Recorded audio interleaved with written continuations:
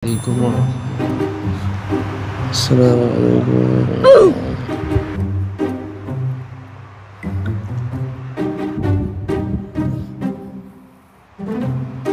Apa tengok?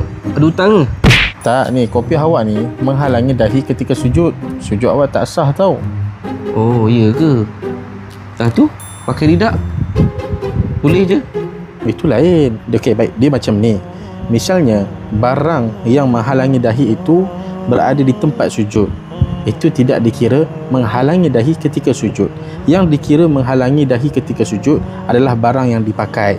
Contohnya kain ridak, tai, mai imam, kopiah.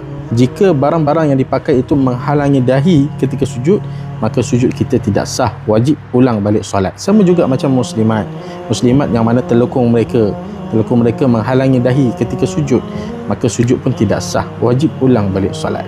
Oh, faham. Satu soalan saya nak tanya. Sah ke tak kalau kita sujud ataskan pelekat? Sujud ataskan pelekat lain macam soalan tu. Sah je kalau sujud ataskan pelekat orang, kemudian orang tu bangun duduk atas kepala kau.